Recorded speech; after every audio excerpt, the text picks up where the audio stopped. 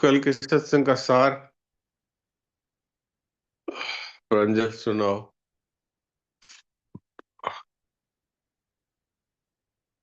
नारायण नारायण। नरे। प्रीति के बदले प्रीति ही मिलती है। वियोग और मिलन प्रेम को जागृत करते हैं। कर्तृत्व अभिमान प्रेम को जागृत नहीं होने देता। मूक सत्संग प्रत्येक प्रवृत्ति के अंत में स्वतः होना चाहिए। फल की इच्छा नहीं रखेंगे, किसी प्रकार की क्रिया में आसक्त नहीं होंगे तो अंत में अपने आप विश्राम मिलेगा, क्योंकि उसे और कुछ नहीं चाहिए। जैसे व्यापारी पैसों के लिए व्यापार करता है, तो दुकान बंद करने के बाद वो रुपए गिनना शुरू कर देता है, तो उसे विश्राम नहीं मिल सकता। बिना कामना और आसक्ति के और बिना फल चाहे जो कार्य करता है, उसे कार्य के अंत में अपने आप विश्राम मिलेगा। कामना और आसक्ति और फल की इच्छा रखने से उसे विश्राम नहीं मिल सकता, क्योंकि वो संसार में ही उलझा रहेगा। ज्ञान योग, कर्म योग और भक्ति योग तीनों से विश्राम मिल सकता है। ज्ञान योग की कर्तृत्व अभिमान का त्याग करे कि कर्मों के द्वारा कर्म हो रहा है, हमारा लेना देना नहीं है। वहां फल की इच्छा रखने वाला ही नहीं है, क्योंकि मैं जब तक हूं तब तक विश्राम नहीं मिल सकता। कर्म योग कि बिना किसी फल की इच्छा के सेवा करो, और भक्ति योग कि सारा कार्य भगवान की प्रसन्नता के लिए हो रहा है, तो प्रभु का प्रेम मिलेगा। प्रभु का प्रेम ही विश्राम है। जो सामाजिक नियम का पालन नहीं करता, वो वो कई तरह के बंधनों में पड़ जाता है। जैसे किसी देश में रोड के बाईं तरफ चलने का नियम है, पर हम दाईं तरफ चलते हैं तो दंड मिलता है। संसार में रहते हैं, यदि शास्त्र के नियम का पालन नहीं करे करते हैं, तो संसार की पराधीनता में आबद्ध हो जाएंगे। 3:30 से 5 बजे के बीच में मुक्त सत्संग करना अच्छा है। ये जो जल्दी सोते हैं उनके लिए है। पर इस समय अंदर और भीतरी दोनों शांति होती है। पर बहुत से लोग जल्दी नहीं सोते हैं, तो जरूरी नहीं है समय कोई भी हो, विश्राम कामना का और उसके फल की इच्छा के त्याग करने से ही मिलता है। किसी भी जाति का हो, वर्ग का हो, देश का हो, वर्ण का हो, सबका शरीर 5 महाभूतों का बना है। सब भगवान के अंश है। जाति वर्ण का निर्माण ये सब समाज में संग्रह ना हो इसलिए हुआ है। जैसे सब यदि क्षत्रिय का काम शुरू कर दे तो खेती कौन करेगा। इसलिए वर्ण बनाए गए हैं कि सब अपने अपने धर्म का पालन करें और एक दूसरे की सहयोग की दृष्टि से कार्य करें। समाज में सबसे ऊंचा कौन है? जो सबकी सेवा करता है, जिसको हम शूद्र कहते हैं, वो सबसे आदरणीय है। नारायण नारायण नारायण नारायण। नारायण नारायण नारायण, बहुत अच्छा प्रयास, सब बातें आ गई। आज हम 5वें अध्याय का 7वां श्लोक है, वो शुद्ध पाठ करेंगे। तो मैं पहले 5वें अध्याय का 7वां श्लोक पढ़ता हूँ, फिर आप लोग पढ़ेंगे। अभी गीता जी के पुस्तक निकाल के उसके श्लोक पर ध्यान दें।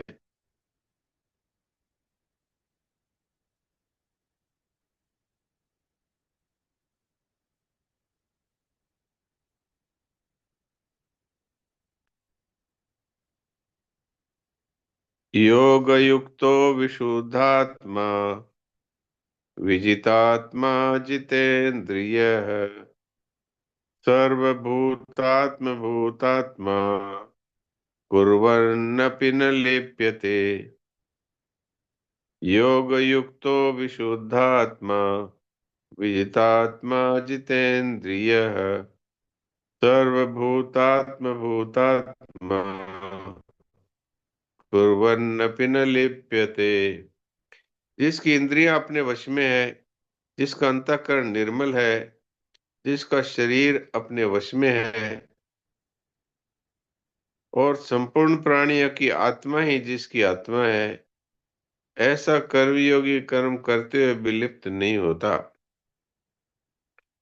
शरीर, इंद्रियां और अंतःकरण से संबंध विच्छेद हो जाने पर कर्मयोगी को प्राणी मात्र के साथ अपनी एकता का अनुभव हो जाता है।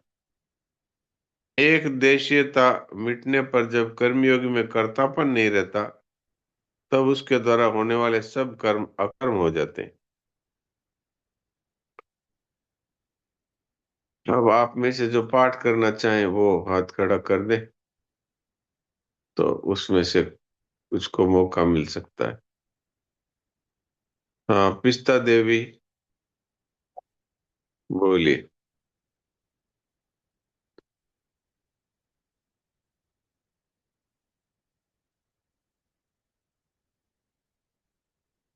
आपको मौका दिया गया है, आप उस पे क्लिक करेंगे तो खुल जाएगा आपका मोबाइल।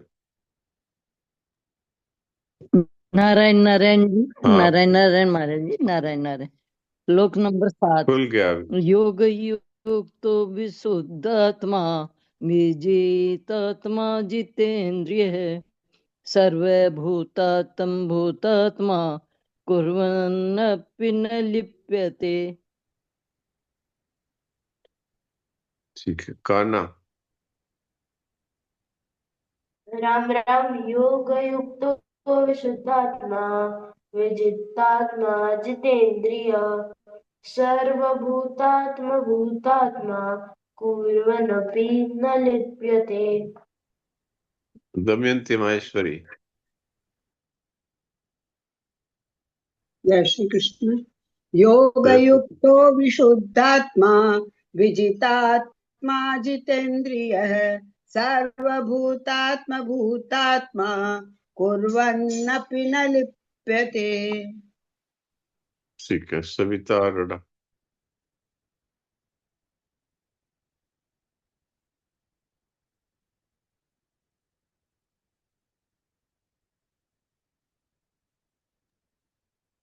प्रणाम डॉक्टर साहब। प्रणाम। योग युक्तो विशुद्धात्मा विजितात्मा जितेन्द्रिय सर्वभूतात्म भूतात्मा कुर्वन्नपि न लिप्यते। हाँ, अच्छा है। हाँ, नहीं सोहन नहीं। जी बोलिए। राम राम जी सर। राम राम। योग युक्तो विशुद्धात्मा विजितात्मा जितेन्द्रियः सर्वभूतात्म भूतात्मा कुर्वन्नपि न लिप्यते। वाह, बहुत सुंदर। तो अब आज है बृहस्पतिवार। तो आज देवकी जी से हम लोग मुख सत्संग नित्य योग सुनेंगे।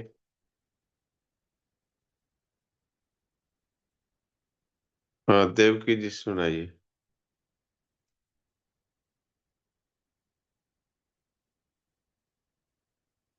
नारायण नारायण नारायण। नारायण नारायण।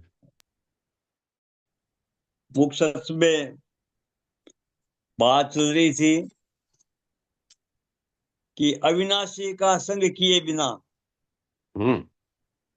असाधन का नाश तथा साधन की अभिव्यक्ति नहीं हो सकती। अब इसमें इसमें एक उलझन आ गई कि अब असाधन का नाश हुए बिना तो फिर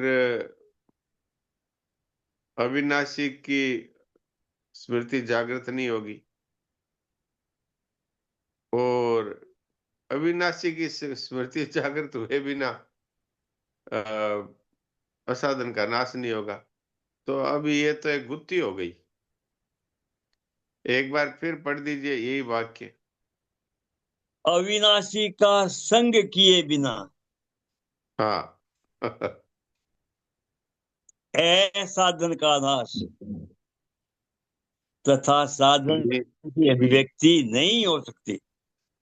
हाँ, तो अविनाशी का संग पहले होगा या कि असाधन का नाश करेंगे तब अविनाशी की के साथ संग होगा?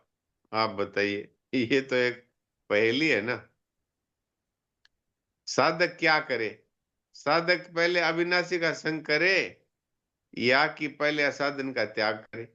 ये बताइए। तो असाधन का नाश और साधन की अभिव्यक्ति ये दोनों हाँ, अविनाशी का संग करते अपने आप हो जाएगी। हाँ, पर अविनाशी का संग तो तब होगा ना जब असाधन का नाश होगा, नहीं तो कैसे होगी बताओ? असाधन अगर जीवन में रहेगा तो हाँ, अविनाशी का संग कैसे होगा? असाधन ही तो फिर समस्या पैदा कर रही है। हाँ, तो असाधन तो समस्या पैदा कर रहा है। तो हाँ। ये कह रहे हैं कि अविनाशी का संग होने से और असाधन का नाश होगा और साधन की अभिव्यक्ति होगी। तो अब पहले अविनाशी का संग कैसे होगा? असाधन का नाश नहीं होगा तो अविनाशी का संग कैसे होगा? जब तक जीवन में असाधन रहेगा तब तक अविनाशी का संग नहीं होगा। तो ये तो गुत्थी हो गई ना। हाँ, तो असाधन रहेगा तब तक अविनाशी का संग होगा ही नहीं। हाँ, इसीलिए कह रहे हैं हाँ। कि जैसे शरणाजी महाराज कह रहे हैं कि अविनाशी का संग हुए बिना असाधन का नाश और साधन का अभिव्यक्ति नहीं होगी। अब वो असाधन का त्याग पहले करें तब अविनाशी का संग होवे। असाधन का नाश नहीं होगा तो अविनाशी का संग कैसे होगा? कोई भी बता सकता है क्या? कोई बता सकता है तो हाथ खड़ा करे, तो फिर हम उस पर विचार करें। उसको प्रश्न को ऐसा समझ। ध्यान देना ही नहीं है, नारायण नारायण। उसको अविनाशी की तरफ ध्यान देना है। अच्छा, अच्छा, ठीक है, आपकी बात आ गई कि नारायण क्या करना है।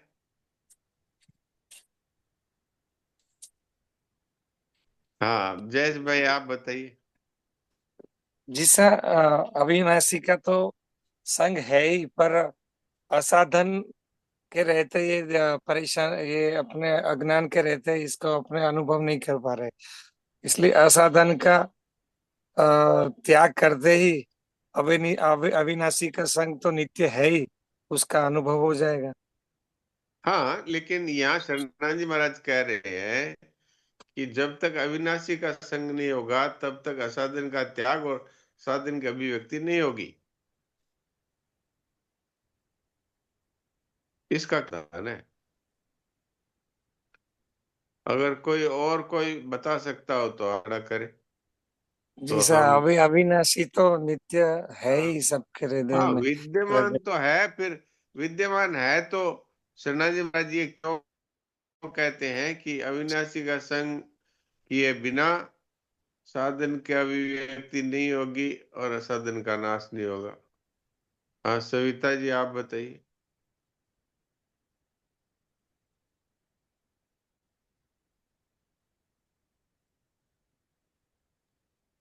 हाँ, बोलिए। डॉक्टर साहब, मुझे लग रहा है कि ना अविनाशी का साधन से तो अविनाशी की प्राप्ति होती नहीं है, तो साधन से तो कुछ वो है ही नहीं लेना देना, स्वामी जी बोलते हैं, बताते हैं। हाँ, यहाँ तो साधन की बात नहीं हो रही है, यहाँ तो असाधन के त्याग की बात हो रही है। यहाँ साधन करने की बात नहीं हो रही है। असाधन का त्याग मीन्स असाधन का त्याग में झूठ, कपट, चोरी, बेईमानी, हिंसा इत्यादि असाधन, या ममता, कामना, अहंकार इत्यादि असाधन। हाँ, तो ममता, कामना, अहंता ये तीनों रहेगी तब तक तो अविनाशी की प्राप्ति होगी नहीं, ये तीनों छूटने से ही होगी। हाँ, पर शरणाजी महाराज तो ये कहते हैं कि अविनाशी का संग हुए बिना असाधन का त्याग नहीं होगा और साधन की अभिव्यक्ति नहीं होगी। हाँ एक हाँ। एक बार देवकी जी फिर पढ़ दीजिए ये वाक्य। अविनाशी का संग किए बिना बिना असाधन का नाश तथा हाँ, साधन की अभिव्यक्ति नहीं हो सकती। नहीं हो सकती। अब बताइए। तो हाँ, तो हाँ, अविनाशी का संग होने से ये सब तो अपने आप ही छूट जाएंगे, क्यों? अविनाशी तो खुद ही सुख स्वरूप और सुख, शांति, प्रेम स्वरूप ही है, तो ये हाँ, अपने आप ही छूट जाएंगे। हाँ, छूट तो जाएंगे, अविनाशी, हाँ, पर असाधन स्वरूप क्या रहे? स्वरूप असाधन में क्या स्थिति रहे? स्वरूप में स्थिति रहेगी तो कामना, ममता, अहंता सब भी छूट जाएंगे, तो फिर हाँ, लेकिन इनका कहने का मतलब है कि भाई पहले अविनाशी का संग हुए बिना जी असाधन का नाश और साधन का अभिव्यक्ति नहीं होगी। तो पहले अविनाशी का संग होगा कि असाधन का त्याग होगा? का संग होगा तो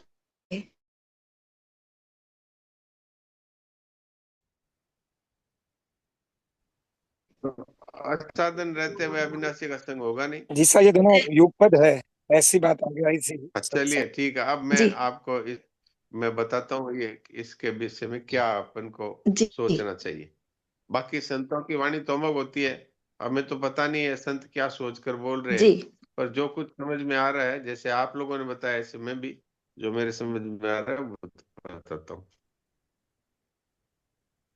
देखिए, दो तरह के उपाय हैं, वैसे तीन तरह के उपाय हैं, पर दो तरह के उपाय हैं अभी जो प्रसंग चल रहा है उसमें, कि जो मनुष्य ज्ञान योग का साधन करता है वो तो पहले ये मानता है कि जो आत्म स्वरूप सदा रहने वाला है वो हमारे संग करने की आवश्यकता के बिना ही वो सब समय ही हमारे साथ में है। हमने असत को महत्व दे रखा है, इसलिए उसका हमें अनुभव नहीं होता। तो इसलिए ज्ञानियों की दृष्टि से तो पहले सत्य का संग होगा, जी तब स्वतः ही असाधन का नाश हो जाएगा और साधन की अभिव्यक्ति हो जाएगी। और कर्मयोग की दृष्टि से पहले मनुष्य को असाधन का त्याग करना पड़ेगा, क्योंकि कर्मयोग की शुरुआत ही होती है भलाई करने से, बाद में होती है पहले बुराई का त्याग करेंगे, तब कर्मयोग का साधन शुरू हो जाएगा। जब तक जीवन में बुराई रहेगी तब तक कर्मयोग का साधन शुरू ही नहीं होगा। कोई कह सकता है कि भाई हम तो भलाई करके और भले हो जाएंगे। भलाई करके आप भले तभी होंगे जब पहले आप बुराई का त्याग करेंगे, नहीं तो आप संपूर्ण रूप से भले नहीं होंगे। क्योंकि अगर आपके जीवन में सत्य आपने स्वीकार किया लेकिन झूठ को नहीं छोड़ा, तो आप सत्य भी बोलेंगे, झूठ भी बोलेंगे। आपने यदि बेईमानी का त्याग का निश्चय नहीं किया, तो आप ईमानदारी को रखेंगे लेकिन साथ साथ में बेईमानी भी करेंगे। यदि आपने मैं किसी का हक नहीं लूंगा इस तरह का निर्णय नहीं किया, तो दान देते रहेंगे लेकिन किसी किसी का हक भी लेते रहेंगे। तो इसलिए अगर आपको भला होना है तो सबसे पहले बुराई का त्याग कर दीजिए, तो फिर स्वतः ही भले होंगे। जैसे किसी ने निश्चय कर लिया कि मैं झूठ नहीं बोलूंगा, तो उसके जीवन में सत्य को लाने के लिए क्या करना पड़ेगा? सत्य है, फिर झूठ नहीं बोलेगा तो सत्य है वो। तो सत्य ही आ गया ना, जी स्वतः ही आ गया ना सत्य। तो कर्मियों के साधक साधक को तो सबसे पहले त्याग करना पड़ेगा असाधन का, तो फिर उसके बाद स्वतः ही उसके जीवन में सत्य की अभिव्यक्ति हो जाएगी। झूठ का त्याग किया तो सत्य की अभिव्यक्ति स्वतः हो गई, तो सत्य का संग हो गया ना। तो जी उस बिल्कुल। सत्य का संग हो जाएगा असत का त्याग करने मात्र से। और जो ज्ञानियों का साधक है वो जब असत का त्याग कर देगा अथवा जब ये स्वीकार कर लेगा कि हमारा स्वरूप है वो सत्य है, तो स्वतः ही उसके जीवन में से असाधन का त्याग हो जाएगा, ऐसा समझ में आता है। ये दो तरह की साधन प्रणाली की दृष्टि से शरणानंद जी महाराज ने इस समय में जो बात कही है वो ज्ञानियों की दृष्टि से कही है कि भाई हमारा स्वरूप सत्य है, वो हमें स्वतः ही प्राप्त है, तो इसलिए हमारे जीवन में असत का कोई स्थान ही नहीं है। तो स्वतः ही उसके जीवन में असाधन का त्याग हो जाएगा और साधन की अभिव्यक्ति हो जाएगी। तो ये समझ में आई जो आपकी सेवा में बात रख दी। अब आगे पढ़िए देवकी जी। इसमें क्या है, भक्ति योग में तो आवश्यकता ही नहीं है कोई चीज की। भक्ति योग में तो समाधि हो मैं गया, माँ भगवान की का गोद में हूँ, बैठ गया वो तो।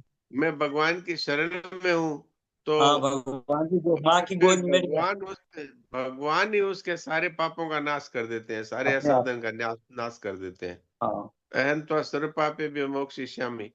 तो पाप का अर्थ जो पहले हुए पाप है वो भी, और जो अब होने वाले पाप है वो भी, सबको भगवान ही नष्ट कर देंगे शरणागत के लिए, ये बात है। इसलिए ये ये जो विषय है ये कर्मयोग और ज्ञान योग पर ही लागू होता है। वैसे अगर तीनों का विचार करें तो भक्त के जीवन में तो असाधन का कोई स्थान है ही नहीं ना। जो भक्ति योग का साधन करेगा वो तो भगवान के रूल के विरुद्ध तो कुछ काम करेगा ही नहीं, तभी तो वो भक्ति के मार्ग पर आगे बढ़ेगा, नहीं तो आगे नहीं बढ़ेगा। इसलिए भक्ति योग की बात यहाँ पर नहीं आई, ये दो ही योग की बात अभी हमने की। जी आगे पढ़िए।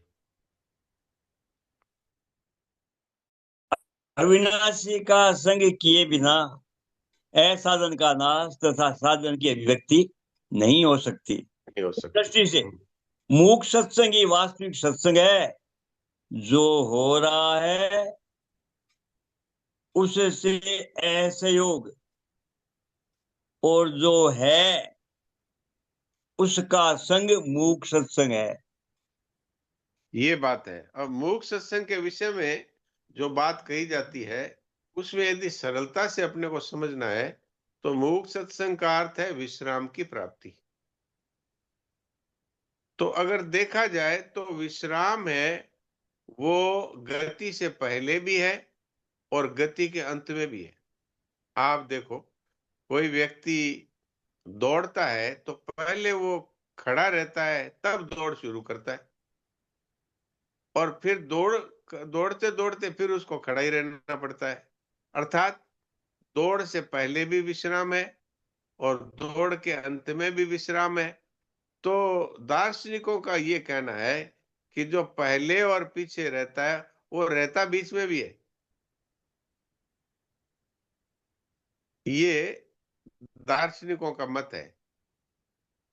जैसे भगवान है, वो कहते हैं कि सृष्टि से पहले मैं ही था और सृष्टि के प्रलय के बाद भी मैं ही रहता हूं। तो भगवान कहते हैं कि बीच में भी मैं ही हूं सृष्टि रूप से। इसलिए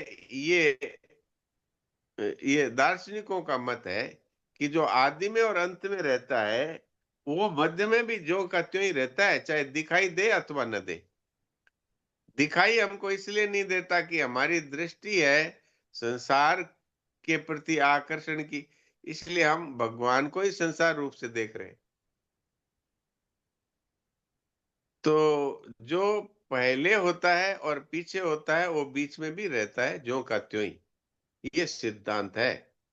तो इस दृष्टि से देखा जाए तो वास्तव में विश्राम पहले भी है और पीछे भी है। आप देख लो, कोई व्यक्ति दौड़ेगा तो पहले तो वो खड़ा ही रहेगा तभी तो दौड़ेगा। दौड़ में से दौड़ थोड़ी निकलती है, पहले वो खड़ा है फिर वो दौड़ता है। जैसे मैं अभी बोल रहा हूं तो पहले चुप था फिर बोल रहा हूं, और फिर बोलने के बाद चुप ही होना है, तो चुप ही सत्य हुआ ना। जैसे महाराज जी कहा करते हैं कि संसार का वियोग ही सत्य है। तो वियोग सत्य कैसे है कि पहले वियोग था और फिर बीच में संसार का योग संयोग हुआ और फिर अंत में संसार का वियोग हो जाता है। तो जो पहले वियोग था और अंत में भी वियोग रहा, तो बीच में भी दिख रहा है संयोग है, वियोगी।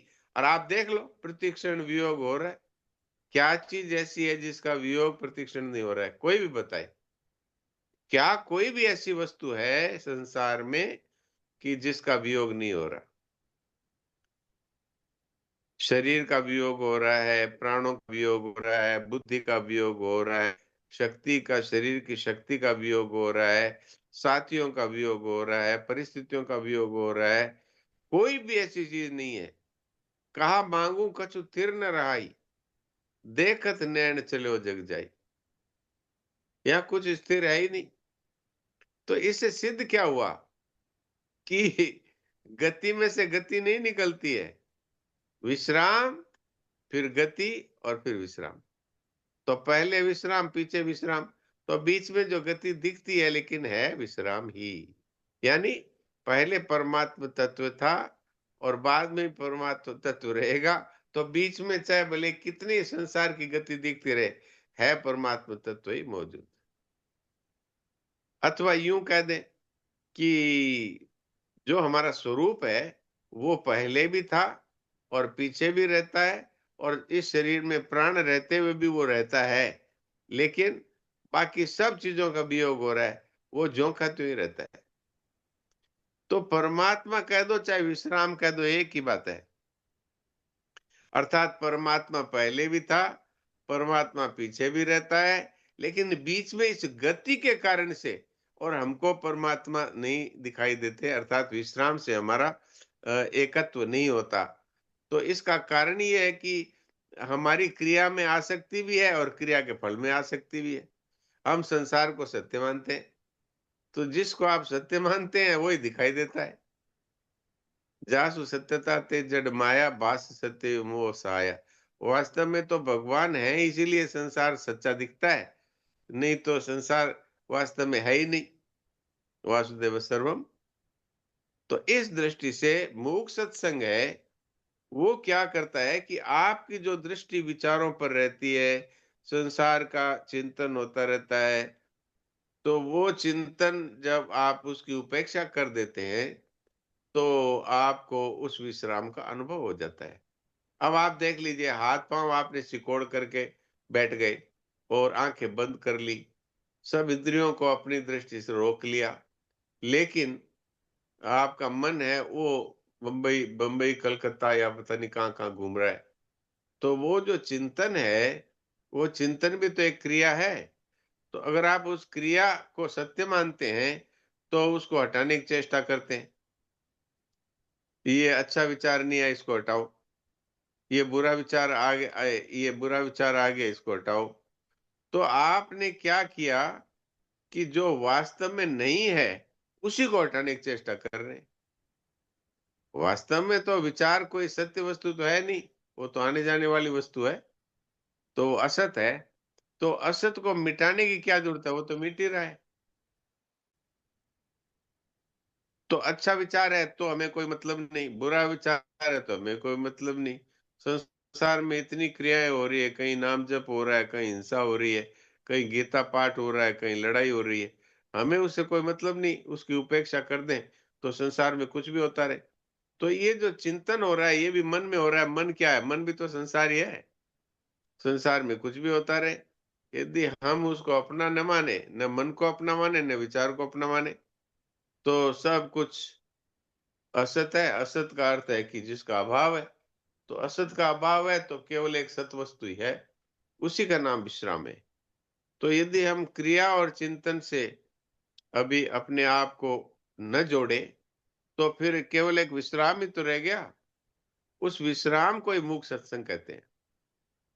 उस विश्राम को ही स्वामी जी महाराज चुप साधन कहते हैं। तो उसकी प्राप्ति स्वतः सिद्ध है। उसमें हमने क्या मेहनत की? उसमें हमने मेहनत का त्याग कर दिया, यानी श्रम का त्याग कर दिया। न तो हमने कोई क्रिया की और न कोई चिंतन के साथ हमने संबंध जोड़ा, तो चिंतन रूपी क्रिया है वो भी नहीं रही, और जो बाहरी क्रियाएं थी वो भी नहीं रही, तो केवल विश्राम रहा। तो विश्राम ही वास्तव में परमात्मा का स्वरूप है। इसलिए कहा गया कि उस परमात्मा के साथ जो संग है, वो मूक सत्संग से साध्य है। एक बार ये पिछले वाले वाक्य फिर पढ़ दीजिए जरा। हाँ, अविनाशी का संग किए बिना असाधन का नाश तथा साधन की अभिव्यक्ति नहीं हो सकती। इस दृष्टि से मूक सत्संग ही वास्तविक सत्संग है। जो होता है उससे असहयोग, और जो है उसका संग मूक सत्संग है। हाँ, तो जो हो रहा है उससे असहयोग, चिंतन हो रहा है, आप तो नहीं कर रहे ना। आपने तो ये विचार किया है कि चिंतन नहीं करना, क्रिया भी नहीं करनी, फिर भी जो हो रहा है उससे असहयोग करना। असहयोग का अर्थ क्या होता है? न उसको विरोध करना, न उसका समर्थन करना, उसकी उपेक्षा करना, अंग्रेजी में कहते हैं तो उसको इग्नोर करना, उसकी तरफ से उदासीन होना। तो उदासीन उदासीनो गुणेरियो न विचाल्यते गुणावर्तन्ते तव योग तिष्ठति नेंगते। इसका अर्थ है कि ये प्रकृति के गुण ही गुणों में बरत रहे हैं, इससे हमारा कोई लेना देना नहीं है, और इस तरह से वो विचलित नहीं होता, तो वो एकदम से आत्म स्वरूप में ही अपनी स्थिति का अनुभव कर लेता है, अर्थात विश्राम का अनुभव हो जाता है। तो हो रहा है उसके साथ ऐसा योग करना। ऐसा योग का अर्थ यही है कि उससे हमारा कोई लेना देना नहीं। ऐसा योग का अर्थ विरोध नहीं है। असंयोग का अर्थ है उससे हमारा कोई मतलब नहीं, यानी उपेक्षा। तो होने वाले से उपेक्षा कर दो तो रहने वाला है वो स्वतः ही विश्राम के रूप में प्राप्त है। वही तत्व है, वही परमात्मा है। ये विश्राम ही परमात्मा है। तो आप सोचो कि कितना आसान है परमात्मा को प्राप्त करना, जिसके लिए वर्षों वर्षों तक तपस्याएं होती है, उपवास करते हैं, शरीर को सुखा डालते हैं, और यहाँ तो कुछ भी नहीं करना है। कुछ भी नहीं करेंगे तो सब कुछ मिलेगा, और कुछ करेंगे तो कुछ मिल भी सकता है, कुछ नहीं भी मिल सकता है। लेकिन कुछ नहीं करना है इसमें तो। और वास्तव में जो पहले से मौजूद है उसके लिए कोई क्रिया की आवश्यकता है क्या? वो तो पहले से है ही, विश्राम पहले से है। आप देखो प्रत्येक शब्द के बीच में विश्राम है, प्रत्येक वाक्य के हर शब्द के बीच में विश्राम है, प्रत्येक शब्द के हर अक्षर के बीच में विश्राम है। तो विश्राम अर्थात परमात्मा सदा ही मौजूद है। तो आज का समय लगभग होने वाला है, इसलिए थोड़ी देर के लिए मूक सत्संग करें।